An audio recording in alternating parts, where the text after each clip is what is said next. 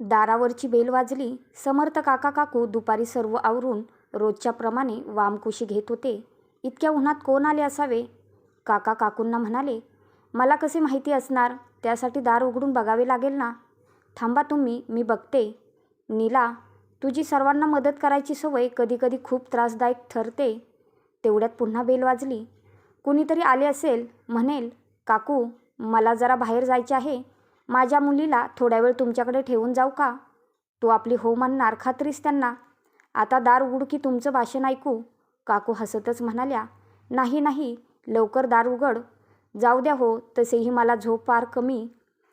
दुपारी फक्त वामकुशी असते. नोकरीमुळे दुपारी झोपायची सवय नाही ना. आता कॉलनीत सगळ्यांना माहिती मला लहान मुलांचा लळा आहे म्हणून ठेवतात. त्यांना विश्वास आहे काकू चांगले सांभाळणार म्हणून. आपले नातवंड आपल्याजवळ असते तर नाही का सांभाळले असते. तेवढ्यात पुन्हा बेल वाजली. अगं बाई, बघते कोण ते. जा जा, लवकर उघड. अर्जंट असेल ना त्यांना, म्हणून बेलवर बेल वाजवली. नीला काकूंनी दार उघडले. एक 25-26 वर्षाची मुलगी दारात उभी, हातात एक बाळ. अगदी तहानं वाटत होतं. कोण पाहिजे तुम्हाला? नीला, समर्थ तुम्हीच ना? हो मीच. काय काम आहे? काकू, माझ्या नवऱ्याचा अपघात झाला. आत्ता त्यांच्या मोबाईलवरून पोलिसांनी फोन केला. काकू, इतके लहान बाळ घेऊन मी धावपळ नाही करू शकणार. शेजारच्या काकूंनी तुमचे नाव सांगितले आणि पत्ता पण. कोण काकू? अहो, आम्ही 3च दिवस झाले इथे राहायला आलो. मला तर त्यांचे आडनाव पण माहिती नाही. फोन आला तशी त्यांच्याकडे पळत गेले तर त्या म्हणाल्या मला 4च्या गाडीने गावी जायचे आहे. मग त्यांनी तुमचे नाव आणि पत्ता सांगितला म्हणून इथे आले. बरं जा तू. कोणत्या हॉस्पिटलला ॲडमिट आहे तुझा नवरा? काकू, गडबडीत मी नाव विसरले. मोबाईलमध्ये पत्ता पाठवला. थांबा बघून सांगते. मुद्दाम तिने पर्स शोधली. काकू, गडबडीत मोबाईल घरीच विसरले. ठीक आहे, दे बाळाला. जा तू आणि लवकर ये गं. हो काकू, असे म्हणून तिने बाळाला काकूंच्या स्वाधीन केले आणि ती वाऱ्याच्या वेगाने निघून गेली. नीला काकू बाळाला घेऊन आत गेल्या. काकांच्या झोपेला व्यत्यय नको म्हणून हळूच त्याला बेडवर टाकले. एसीने रूम थंडगार झाली होती. तो बंद केला. बाळाच्या अंगावर पांघरून घातलं आणि त्या बाळाशेजारी त्याला थोपटत बसल्या. एसी बंद केल्याबरोबर काका उठले. डोळे उघडून बघतात, बाजूला अगदी तहानं बाळ. नीला, हे कोणाचं बाळ इतकं लहान? अहो, याच्या बाबाचा म्हणे अपघात झाला. इतक्या लहान बाळाला घेऊन कुठे फिरणार म्हणून तिच्या शेजारणीने म्हणे माझं नाव आणि पत्ता सांगितला. अरे वा, हे बरं आहे. तिने स्वतः मदत केली नाही पण तुझा पत्ता दिला. अहो नाही, त्यांची म्हणे 4ची ट्रेन आहे, गावी चाललेत म्हणे. कुठे राहते ह्या बाळाची आई? अहो, गडबडीत मी हे तर विसरूनच गेले. बरं, फोन नंबर तरी घेतला का? नाही हो, गडबडीत काही सुचलेच नाही. बरं, तिचा चेहरा तरी आठवतो का? ती तर तोंडाला स्कार्फ बांधून होती, वरून डोळ्याला गॉगल. किती भोळी ग नीला तू. समजा ह्या बाळाची आई त्याला घ्यायला आलीच नाही तर? तिला हे बाळ नकोच असेल तर? अहो, काही काय बोलता? का नाही येणार ती? अहो, आपलं लेकरू असं कोणाच्या स्वाधीन एक आई करेल का? तिच्या हालचालीवरून तरी ती खूप घाबरलेली दिसत होती आणि बाळाला माझ्या स्वाधीन करताना तिचं काळीज तुटत होतं हो. अगदी नाईलाजाने ठेवत आहे असे वाटत होते. थोड्याच वेळात बाळ उठलं. नीला काकू चहा करता करता बाळाच्या रडण्याने बेडरूममध्ये आल्या. त्याला आपल्या खांद्यावर धरून दूध गरम करायला घेतलं. त्या बाळाच्या आईने दिलेली पिशवी हुडकली. अगं बाई, याच्या आईने बॉटल दिलीच नाही वाटते. चल म्हण्या, आपण वाटी चमच्याने दूध पिऊया, असे म्हणत नीला काकू त्या बाळाला हॉलमध्ये घेऊन दूध पाजत बसल्या. ते बाळसुद्धा शहाण्या बाळासारखे चमच्याने दूध पित होते. अरे, ही मुलगी का मुलगा काहीच माहिती नाही. डायपर काढून बघायला पाहिजे. त्यांनी डायपर काढून पाहिले. अरे, ही तर मुलगी आहे. हे म्हणतात तसे हिच्या आईने मुलगी नको म्हणून तर तिला नाकारले नसेल ना? का अनौरस संतती असेल ही? पुढे अडचण नको म्हणून इथे आणून दिली. शी, मी पण काय वेड्यासारखी विचार करते. येईल तिची आई. एक आई नाही आपल्या काळजाचा तुकडा असा टाकून देऊ शकत. तेवढ्यात नीला, अगं आज चहा मिळेल का, असे म्हणत हे हॉलमध्ये आले. हो ठेवते. अहो, ही उठली, रडत होती. तिला दूध पाजले. लबाड आहे हा. बघा तुमच्याकडे कशी बघते. आजोबा मला का घेत नाही जवळ असे म्हणत आहे. दे तिला माझ्याकडे आणि तू चहा ठेव. 2 तास झाले ना गं तिच्या आईला जाऊन. हो ना, फोन नंबर तिने दिला नाही, तू घेतला नाही. तिच्या नवऱ्याची तब्येत कशी आहे? हेही कळायला मार्ग नाही. त्याचीच काळजी लागून राहिली मला पण. बघता बघता संध्याकाळचे 7 वाजले. सगुणाबाई पोळ्या करायला आल्या. हॉलमध्ये बाळ बघून, काकू, हे इतकं तहानं बाळ ठेवून कोण बाहेर गेलं हो? बायकांना काही लाज शरम राहिलीच नाही वाटते. काकू सांभाळतात ना, मग काय ठेवा काकूकडे. निदान त्या बाळाचे वय तरी बघायचे ना. काकू, तुम्ही पण ना, जरा कधीतरी नाही म्हणायला शिका बरं. सगुणा, मी तुझ्या काकूला तेच सांगत होतो. काकू, पण इतकं लहान बाळ कोणाचं हो? अगं, ते तर तिलाही माहिती नाही. म्हणजे? काकांनी दुपारी घडलेला किस्सा सांगितला. काकू, मी आधी कपभर चहा करते आणि इतकं लहान बाळ कोणाचं चौकशी करून येते. आम्ही सगळ्या घरकाम करणाऱ्या बायका रोज एकत्र येत असतो. 5-7 मिनिट बोलून आपापल्या घराचा रस्ता धरतो. आज मला पांडे काकूंकडे पाहुणे आलेत म्हणून उशीर झाला. सगुणाने चहा घेतला. सगळ्या मैत्रिणींकडे चौकशी केली. कोणाकडे सुद्धा लहान बाळ नव्हते. मग सगळ्याजणी त्यांच्या आसपास कोणी तहानं बाळ आहे का चौकशी करत होत्या. पण इतकं लहान बाळ कोणाच्याही आजूबाजूला नव्हतं. सगुणा घरी आली. काकू, इतकं लहान बाळ जवळपास तरी कोणाकडेच नाही. काकू, त्या बाईने विचारपूर्वक ते बाळ तुमच्याकडे आणून दिलं. मला नाही वाटत ती बाई परत येईल. मी सुद्धा तेच बोलतोय सगुणा, पण हिच्या लक्षात येतच नाही. अगं, खरंच तिच्या नवऱ्याचा अपघात झाला असेल, सिरियस असेल, येईल ती, माझे मन सांगते. सगुणाच्या पोळ्या झाल्या. काकू, कुकर लावून जाते, तुम्ही बंद करा आणि काहीतरी भाजी करा. उशीर झाला, नाहीतर मीच करून दिली असते. घरी पोरं वाट बघत असतात. जा ग, करेन मी. सगुणा गेली. काकू काका जेवले. बघता बघता 10 वाजले. बाळाच्या आईचा पत्ता नाही. आता काकूंना पण वाटायला लागले, या बाळाची आई काही येणार असे दिसत नाही. नीला, अगं किती वाजले बघ. त्यांच्या आवाजाने काकू भानावर आल्या. हो ना हो, मी पण तोच विचार करते. आता काय करायचे हो? मला तर वाटते पोलीस स्टेशनला जाऊन कंप्लेंट द्यायला पाहिजे. घाई नको. तसेही बाळ चमच्याने दूध पिते. आज रात्रभर वाट बघू, उद्या सकाळी बघू काय करायचे ते. ही पण झोपेला आली. अहो, आपण पाळणा बांधूया का? नीरज लहान होता तेव्हा बांधला होता तसा. म्हणजे रात्री अपरात्री उठली तर हलवता येईल. हो, तसंच करू. चल, मदत कर जरा. नको, थांबा, मीच शेजारच्या निलेशला बोलावून आणते. निलेशला पाळणा बांधता बांधता सगळा इतिहास सांगितला. त्यालाही आश्चर्य वाटले. इतक्या लहान बाळाला एक आई कसे काय असे दुसऱ्याकडे सुपूर्त करू शकते? नक्कीच काहीतरी गडबड आहे. काका, उद्या सकाळी पोलीस कंप्लेंट करून या. निलेश, ते बाळाला पण घेऊन जातील ना रे? हो, आणि त्याला अनाथालयात ठेवणार. बाई ग, इतकं लहान बाळ कसं राहील रे? आपण त्यांना रिक्वेस्ट नाही करू शकत का?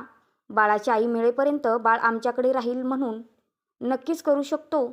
तिच्या वयाचा विचार करून ते तशी परवानगीसुद्धा देतील. असंच करू मग. चला मन्या, पाळण्यात झोपा आणि आजी आजोबांना त्रास नाही द्यायचा बरं का. गोड हसली, जणू म्हणाली, नाही देणार हा मी त्रास. निलेशने घरी जाऊन बायकोला सगळी हकीकत सांगितली आणि शक्य तेवढी काका काकूंना मदत करायला सांगितली. समर्थ काका काकू त्या दोघांसाठी देवदूत होते. निलेश आणि निवेदिता यांनी लव्ह मॅरेज केले होते. त्यामुळे दोन्ही घरच्यांनी संबंध तोडून टाकले होते. अशातच निवेदिता गरोदर राहिली. डिलिव्हरीच्या वेळी नीला काकूंनी 15 दिवस सुट्ट्या घेऊन निवेदिताची शुश्रूषा केली. डिंकाचे लाडूसुद्धा नीला काकूंनी तिला 2 महिने करून खाऊ घातले. एका आईचे प्रेम दिले त्यांनी निलेश आणि निवेदिताला. काकूंचे नातू परदेशात, त्यामुळे नंदनवर त्यांची विशेष माया होती. सुट्टीच्या दिवशी दिवस भर तो काकूंकडे असायचा. काकूंच्या मदतीची सतत त्या दोघांना जाणीव असायची. निवेदिताने लवकर सगळे काम आवरले. नंदन शाळेत गेल्यावर काका काकूंसोबत पोलीस स्टेशनला गेली. काकूंनी पोलिसांना काल घडलेली घटना जशीच्या तशी सांगितली. पोलिसांना कळून चुकले. कोणीतरी पाळत ठेवून आणि काकूंबद्दल माहिती काढून हा प्लॅन केला. साहेब, इतकं लहान बाळ, त्यांची आई मिळेपर्यंत आम्ही या बाळाला आमच्यासोबत ठेवू शकतो का? तशी परवानगी आम्ही देत नाही, पण कधी कायदा बाजूला ठेवून काही निर्णय घ्यावे लागतात. काकू, तुम्ही ते बाळ तुमच्याजवळ ठेवू शकता, पण बाळाची आई आली तर तुम्हाला ते तिला द्यावे लागेल. चालेल. इतके लहान बाळ अनाथालयात द्यायला मन धजावत नाही. जवळजवळ महिना झाला, बाळाच्या आईचा पत्ता नाही. आता पुढे काय, हा प्रश्न सगळ्यांना पडला. परदेशातील मुलेसुद्धा चिंतित होती. आईने नवीनच व्याप मागे लावून घेतला असे त्यांना वाटत होते. एक दिवस नीला काकू निलेशला म्हणाल्या, निलेश, ह्या बाळाची आई काही येत नाही आणि ती जवळपास असेल तरीही तिला हे बाळ नको हे नक्की. आम्ही हे बाळ दत्तक घेतो. काकू, या वयात तुम्हाला इतक्या लहान बाळाचे करणे झेपेल का? अरे, 1 महिना झाला सांभाळतो आहेच ना, आणि मी अजून काही म्हातारी झाली नाही. अरे, त्या प्रवासाचा कंटाळा आला होता म्हणून दोघांनी निवृत्ती घेतली. हे मात्र अगदी खरे काकू. आणि सगुणाला ठेवून घेऊ मदतीला. फार गुणी पोर आहे ती. खरंच काकू, सगुणाबाई म्हणजे 24 कॅरेटचं प्युअर सोनं. काकू, आपण पोलीस स्टेशनला जाऊन तशी रिक्वेस्ट करू. त्यांनासुद्धा काही प्रॉब्लेम नसणार. एका अनाथ मुलाला चांगले घर मिळते, त्यात तुमच्याकडे पैशाचा प्रॉब्लेम नाही, फक्त वयाचा अडसर येऊ शकतो. त्यांनी परदेशातल्या आपल्या मुलाला, सुनेला, तसेच मुलगी आणि जावई यांना मुलगी दत्तक घेण्याबद्दल सांगितले. आधी तर सगळ्यांनी नकारच दिला, पण काकू आपल्या निर्णयावर ठाम होत्या. तुम्ही दोघांनी प्रदेशातले ग्रीन कार्ड घेतले, आता तिकडे स्थायिक होणार. तुम्हाला आमच्या प्रॉपर्टीमध्ये सुद्धा काडीचा इंटरेस्ट नाही. उलट आम्हाला पैसे पाठवत असता. नेहमी म्हणता तुम्ही तुमच्या प्रॉपर्टीचा योग्य तो निर्णय घेऊन दान करा. तुमचे नाव कायम स्मरणात राहील असे काहीतरी करा. मग मला सांगा, काय हरकत आहे ही मुलगी दत्तक घ्यायला? तसेही तुम्ही 2 महिन्याने भारतात येणार आहात. सुबोध, तेव्हा तुझ्या नावाने बाळ दत्तक घेऊ. बाबा म्हणून तुझे नाव. आम्ही आजोबा आजी. विचारांती सुबोध आणि संध्या, तसेच मुलगी संगीता आणि जावई संदेश यांनी हे मान्य केले. मुलं भारतात आली. पहिले दत्तक पत्र करून मुलीचे नाव सरिता सुबोध समर्थ झाले आणि ती खऱ्या अर्थाने या घरची सदस्य झाली. खूप लागवी पोर होती. सगळ्यांना तिचा खूप लळा लागला. तिला सोडून जाताना सगळ्यांना खूप त्रास झाला. दिवस जात होते. आता तिला कळायला लागले, आजी, माझे बाबा मला इथे सोडून अमेरिकेत का गेले? मला का नाही दादासारखे सोबत ठेवत? काकू तिला समजावून सांगायच्या, अगं आम्ही इथे दोघंच राहिलो असतो ना, म्हणून मग तुला आम्ही इथे ठेवून घेतले. दिवस जात होते. कधी ती अमेरिकेला तर कधी तिचे आईबाबा भारतात येत होते. तिचे कॉलेज संपले. आता नोकरीच्या शोधात होती. एका ठिकाणी मुलाखत द्यायला गेली. तिथे कोण जाणे तिला त्यांच्या एरियामधील एक जण भेटला आणि बोलता बोलता त्याच्या तोंडून तिचा भूतकाळ निघून गेला. ती आ वासून फक्त पाहत होती. मुलाखत झाली. तडक घरी आली आणि बेडरूममध्ये जाऊन रडत बसली. सगुणा त्यांची मदतनीस तिला चहा घेऊन गेल्या. खूप दार वाजवले तरी ती दार उघडत नव्हती. शेवटी तिने काकूंना आवाज दिला. काकूंनी दार वाजवले. सरिता दार उघडत नव्हती. शेवटी काका म्हणाले, सरिता, तुझी आजी चक्कर येऊन पडली. तशी ती ताडकन आजी आजी करत बाहेर आली. घाबरून आजी काय झाले विचारणार, तिला आजी सोफ्यावर बसलेली दिसली. आजी, तू तर बरी आहेस? आजोबा का बोलले तुला चक्कर आली म्हणून? तू दार उघडत नव्हती, मग काय करणार? आजीचा तुला विशेष लळा आहे माहिती आहे मला. तू सांग, तू का दार बंद करून बसली होती? डोळे पण रडलेले दिसत आहे. कोणी काही बोलले का? आजी, आजोबा, एक विचारू? विचार ना बाळा, काय झाले? आजी, मी तुझी नात नाही ना ग. आता हे काय नवीन? आजी, मला खरं खरं सांग, मला एका बाईने अगदी लहान असताना तुझ्याकडे आणून सोडले होते ना. तुला कोणी सांगितले? आज मुलाखत द्यायला गेले होते एका कंपनीत. तिथे आपल्या इकडचा एक मुलगा होता. मी त्याला ओळखत नाही, पण त्याने मला ओळखले आणि सर्व सांगितले. अच्छा, असं आहे तर मग ऐक, आम्ही तुला अनाथ आश्रमात ठेवू शकलो असतो, पण एक दिवस तुझे संगोपन केले. इतकी गोड होती. शिवाय पैशाची काही अडचण नव्हती. तुझे आत्ताचे बाबा आणि आत्या दोघांनीही परदेशातले ग्रीन कार्ड घेतले. त्यांना तिकडेच राहायचे आहे. आम्हाला तिकडे करमत नाही.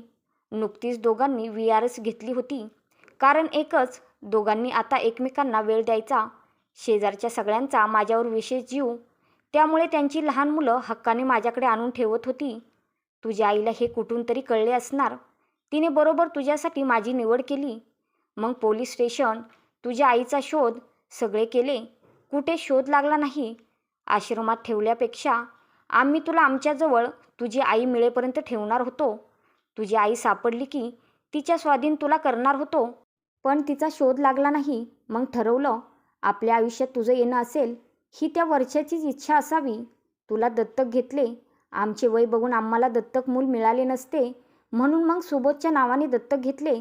मग तू आली आमच्या आयुष्यात नात म्हणून आणि आमचं आयुष्य बदलून गेलं. आता मला सांग, तू माझ्या मुलाची मुलगी नाही म्हणून त्याने तुला कधी असे जाणवू दिले का? तुझ्या आईने जेवढी माया केली असती तेवढी मी तर म्हणते त्याहून जास्त माया तुझ्या या आईने केली. आम्ही तुझे खरे आजी आजोबा नाहीत हे तुला कधी जाणवले का? नाही. मग मला सांग, कोण कोणाची मुलगी आहे याने काय फरक पडतो? अगं, कृष्णाने देवकीच्या पोटी जन्म घेतला, पण त्याचे पालनपोषण यशोदाने केले. आम्ही तुझ्यासाठी यशोदा मैया. आजी आजोबा सॉरी, खरंच तुम्ही सगळे ग्रेट आहात. आम्ही ग्रेट आहोतच, पण त्याहून ग्रेट तू आहेस. मी काय केले? इतकी मोठी बातमी जेव्हा दुसऱ्याकडून कळते तेव्हा कोणतीही मुलगी सैरभैर झाली असती. आजी चक्कर येऊन पडली म्हटल्याबरोबर किती पटकन बाहेर आलीस. तेव्हा विचार केला का की ही कुठे माझी आजी आहे? मरू दे, मला काय करायचे? सरिताने आजीच्या तोंडावर हात ठेवला. मरतील तुझे दुश्मन. सॉरी आजी, पुन्हा नाही असा वेडेपणा करणार. कुणी काहीही सांगितले तरी, माझी सख्खी आई जरी माझ्या पुढ्यात आली तरी मी तिच्याकडे जाणार नाही, कधीच नाही, काहीही मजबुरी असो. पण एक आई आपला पोटचा गोळा असा कोणाच्या स्वाधीन करत असेल आणि स्वतःची त्यापासून सुटका करत असेल तर आई म्हणून मी तिची सुटका केलेली बरी. त्यामुळे मी सरिता सुबोध समर्थ हेच माझे नाव आणि हीच माझी ओळख. हे होईना बात. अशी हिम्मतवाली पोरगी पाहिजे. प्राऊड ऑफ यू बेटा, असे म्हणत आजोबा आजीने तिला मिठी मारली. लव यू आजुडी म्हणत तिने आजीची गोड पापी घेतली. या कथेच्या लेखिका सौ प्रभा कृष्ण निपाने.